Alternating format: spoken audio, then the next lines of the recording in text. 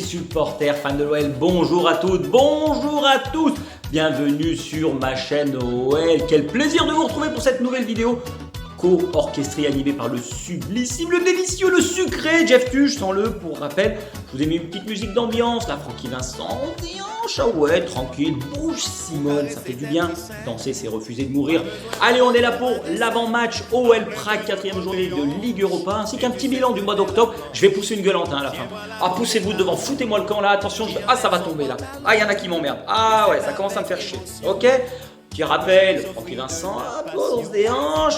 Et ouais, le Drungly à l'époque, doublé championnat Ligue des Champions, on sortait le vendredi, on sortait le samedi, même s'il y avait entraînement, match, on s'en fout. On y allait, on se faisait plaisir. Oh mon salaud, il y en a, ils chinaient des gonzesses. Et ouais, ah il y en a mon salaud, et puis il y en a, alors les fumiers, ils buvaient pas que de l'eau, hein. Je sais pas dans quel état ils ont fini, pardon. Bah, c'était du beau, ah ouais. Allez, on se retrouve tout de suite pour la première partie. Ah oui, it's back to the business. Allez, on attaque la première partie, les gars, consacrée à un retour sur la scène européenne cette semaine, 4e journée de Ligue Europa. On reçoit le Sparta Prague. Présentation, petite photo du match. Hein. Ah, on attaque les matchs retour, les gars. C'est la dernière ligne droite. Attention, la flamme rouge, les gars. Ça mouline. On se met en danseuse et on termine le travail, ok? Au cas où, si certains n'étaient pas au courant, c'est le match retour contre Prague. Victoire 4-3 à l'aller il y a 15 jours. Un comeback monstrueux. 2-0 pour Prague, puis 2-4, donc on menait 4-2, puis 4-3, le Chicha Football Club était en transe, c'est ce qu'on aime, le club, les supporters, tout le monde est au paradis, on aime ce genre de match, peu importe la manière, comme je vous l'avais dit, dans ce genre de match, c'est la physionomie que l'on retient, et les 3 points que l'on a réussi à prendre, victoire au mental, on a réussi à le faire. Le Sparta, c'est quand même une très belle équipe, avec beaucoup d'engagement comme on a vu. Araslin, il nous a mis en difficulté, notamment cet ailier assez vivace. Oh, il est rapide, le petit gon, hein, Saville. Oh là là, attention, lui, le petit vélo, il mouline. On avait été pas mal mis en difficulté, notamment sur la première demi-heure. Le Sparta aussi, petite précision, je vous mets une photo, on est passé d'un 4-4-1-1 à un 4-2-3-1. Donc au niveau de la dimension tactique, ce sera à peu près la même, la grosse densité qu'ils vont mettre, l'impact physique, ok. Mais voilà, c'était à noter sur les 2-3 derniers matchs. Depuis notre défaite, en fait, ils ont basculé sur une autre tactique, ok. Rappel, voilà, pour le Sparta Prague, qu'est-ce que ça donne au niveau du championnat tchèque? Ils sont 4e à 3 points de Pilsen, le leader actuel. Une défaite en 13 matchs, pardon. Ah, ils maintiennent une bonne cadence. Attention, et la dynamique, elle est bonne. Mais bon, comme d'habitude, ils devraient finir théoriquement dans les places européennes parce que c'est une équipe historique, comme je l'avais déjà dit dans la vidéo de l'avant-match du match aller, justement. Il y a toujours autant de buts, hein. Regardez, oh là là là là, ça ne bétonne pas, ça joue au ballon, ils sont pas là pour enfiler des paires, Segon, j'aime bien cette mentalité. On aime ça. Ah, attention, du folklore.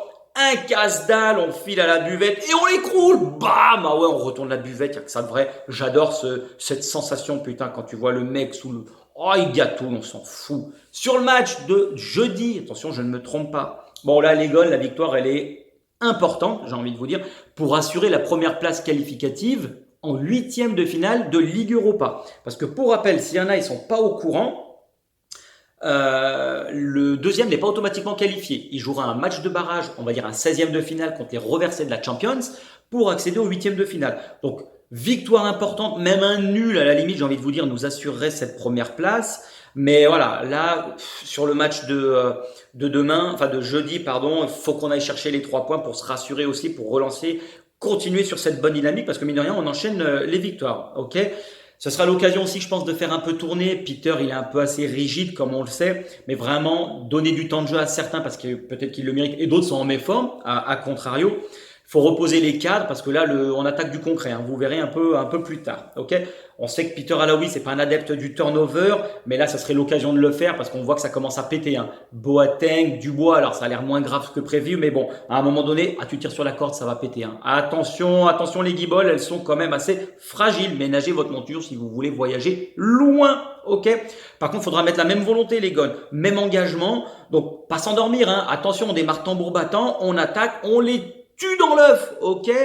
c'est à nous de leur rentrer dans le lard. On est chez nous, on est à la maison. Hein. Ok, je suis chez moi, je fais ce que je veux. Hein. Rappelez-vous.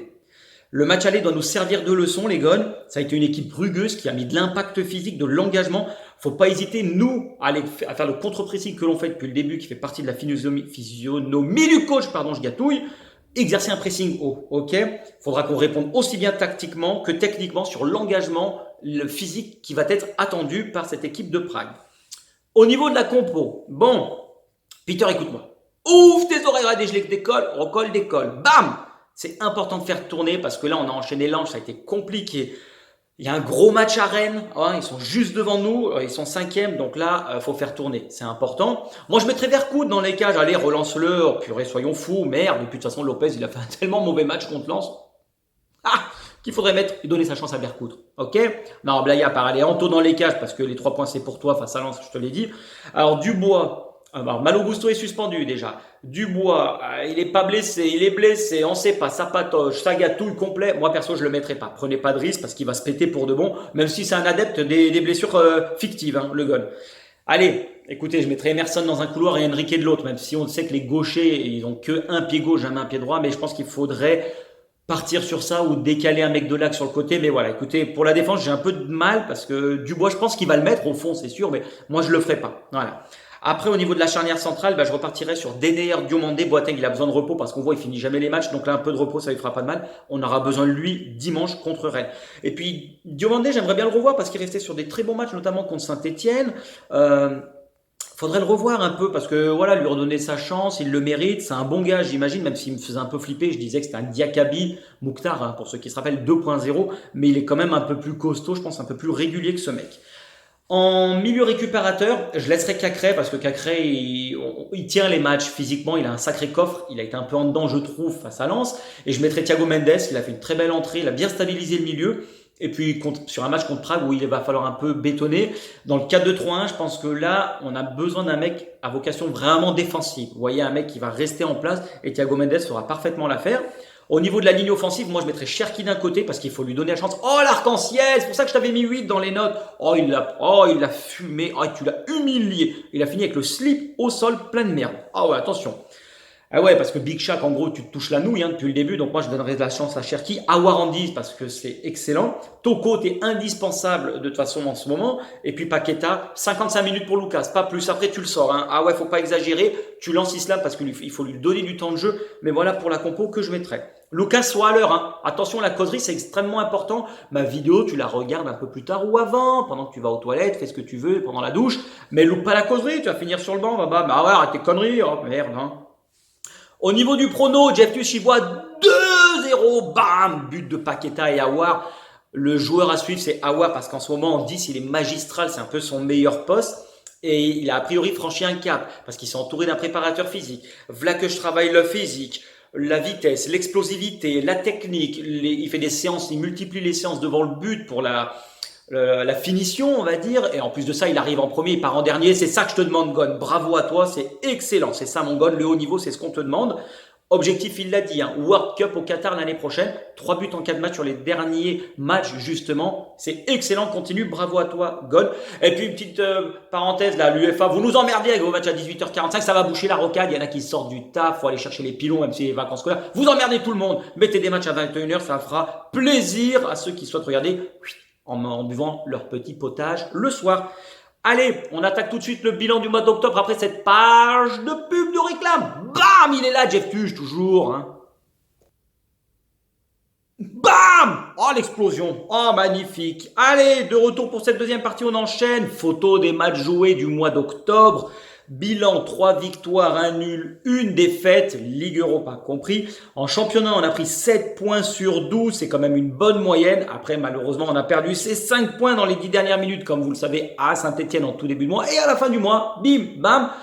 Après 10 minutes de folie à Nice. Bon, on est 6e au classement. Je vous mets une petite photo pour rappel parce que certains ont un peu la mémoire courte, j'ai l'impression. C'est vrai que sans ces 5 points perdus, on serait second. Mais bon, comme je vous l'ai toujours dit, avec des skis, on irait faire du ski au Sénégal. Hein. Bon, c'est comme ça. Personnellement, je trouve qu'on commence à monter en puissance sur le plan du jeu, sur les automatismes qui commencent à prendre forme. On le ressent, la philosophie et la patte de Peter Bosz au niveau de la tactique de l'OL. Vous me dites ce que vous en pensez dans les commentaires. Après, pour rappel, on joue sans vrai numéro 9. qui dans un schéma comme le 4-2-3-1 demandé par le coach avec un pressing intense, un contre-pressing si on n'a pas la balle, enfin si on la perd, des attaques rapides, un jeu de transition vers l'avant rapide, ben le poste il est fondamental de numéro 9. Donc Lucas Paqueta il dépanne, Toko, on a mis Cherki, on a un peu pataugé, mais bon, le point d'appui il est extrêmement important pour que le bloc puisse remonter. Et laisser moins d'espace, laisser moins de trous aberrants, et si on perd la balle, bah de rester compact. Donc là, le point d'appui sert à ce que tout le monde monte ensemble, crescendo ligne par ligne, mais du coup voilà, c'est quand même assez difficile. Et certains l'oublient. Franchement, les gars, on se détend. Le discours du coach, c'est primordial. Les joueurs, ils adhèrent, ça se voit, ils ont envie de contribuer à ce que le coach veut mettre en place. Ils comprennent et on sent que la philosophie, eh ben, elle est appliquée à la règle. Ok, les consignes d'équipe, ça suit. Mais moi, je trouve qu'il y a quand même du mieux. Ça commence à monter en puissance et quand on aura solutionné ces problèmes mentaux, à prendre des buts, à paniquer, voilà, ça va aller vraiment. Moi, je vois une très belle saison pour l'OL. Par contre, c'est vrai que ce mois-ci, on n'a pas beaucoup maîtrisé. À Saint-Etienne, ça a été un match nul, un peu poussif. Lens, ça a été quand même, on a pris l'eau. Prague, les 30 premières minutes, les 10 dernières minutes de Nice. Donc, vous voyez, ça a été quand même assez compliqué. À l'inverse, il y a eu des matchs aboutis contre Monaco et ce match contre Nice pendant 80 minutes où ça a été l'une des meilleures performances de l'OL cette saison. On manque de constance dans nos matchs. C'est ce qui ressort vraiment régulièrement. On concède beaucoup trop d'occasions, les gars, et on encaisse trop de buts. De clean sheet en 12 matchs, c'est très faible. C'est trop peu pour vraiment avoir cette stabilité au niveau du championnat et de la régularité des résultats. Il y a encore pas mal de boulot. Il faut avoir un peu plus de rigueur, mais on va y travailler et on va y arriver, j'en suis certain. Par contre, à contrario, tout ceci, ça s'explique par la débauche d'énergie que l'on met et on finit toujours dans le dur. En fait, tous nos buts, si vous regardez, s'il faut analyser plus loin que le bout de son pif, rappelez-vous, c'est toujours en deuxième mi-temps. Quand on est frais physiquement, surtout dans la première heure de jeu, on prend quasiment rarement des buts. Ok, je parle pas des 2 premiers matchs, on a été à la rue. Mais le bloc, il est difficile à bouger. Il n'y a pas d'espace pour les adversaires, ou même s'il y en a, on défend bien. Oh, mais je m'en fous, mais si est forfait, tu m'emmerdes, c'est pas mon problème. Il y a peu d'espace, les lignes sont agressives et on lâche rien. Par contre, le déclin physique, il coïncide avec la période de difficulté que l'on a à chaque match, c'est-à-dire les 30 dernières minutes et encore plus le dernier quart d'heure. Donc, moi, je pense que ça va venir. Faut pas oublier qu'il y a une préparation physique qui a été faite au mois de juillet. Avec Rudy La Science, c'était on va cueillir des fraises, on s'en bat les couilles de la prépa. Là non, on a mis une prépa quand même importante pour que les joueurs puissent avoir un pic de performance rapidement, mais tu sais pas selon les joueurs combien de temps ça peut prendre. Ça fait que 3 mois de compétition les gars, on va se détendre, il reste encore de la compète jusqu'au mois de mai. Donc là je trouve que doucement, franchement, faut pas abuser, faut pas leur tirer dessus. Les joueurs ils enchaînent les matchs, on joue tous les 3 jours, donc forcément il y a des moments où le corps va suivre, d'autres pas. En plus, Peter fait moins tourner, ce qui est vrai, ce que je conçois.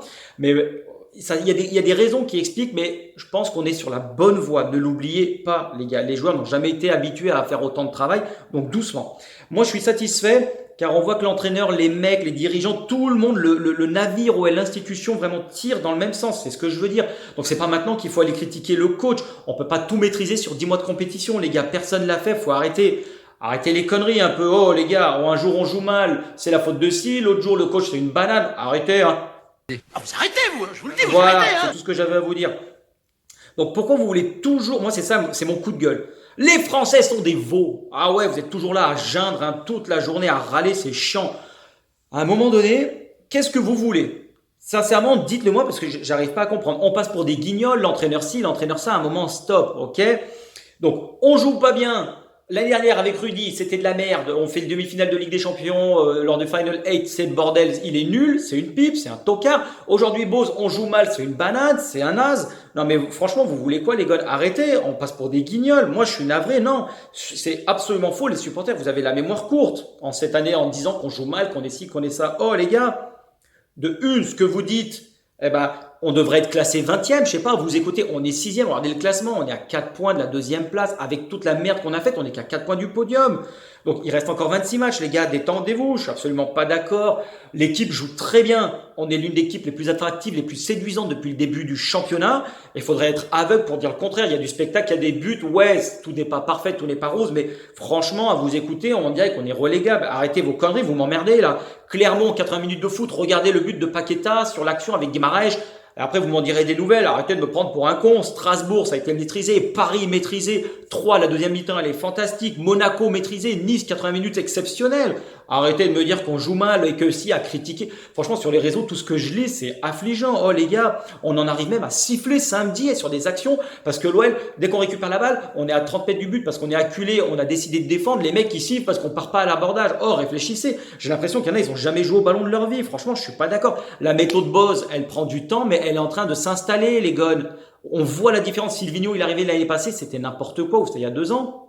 Cette année, on voit la différence. Silvino, c'était un peu trop jeune, mais là, le départ, il est pas du tout catastrophique. Ouais, on n'a pas assez gagné, mais en ne gagnant pas assez, on est 6e. Donc, qu'est-ce que ça va être quand le rouleau compresseur va se mettre en route? On attaque à peine novembre. Vous êtes déjà en train de, bam, tirer. Arrêtez, hein. Moi, stop, j'en ai ras le cul des conneries. Je vais sortir la biscotte, vous commencez à m'emmerder, hein. Non, je respecte votre avis, mais je ne suis absolument pas d'accord. Ok? Quand l'équipe, elle va trouver son rythme, je vous vois venir, oh, on va faire la chenille, hein, il y a là, on se met les uns derrière les autres, à la queue leu, on lève les bras, c'est fantastique. Non, bah moi je partage pas cette opinion, ok?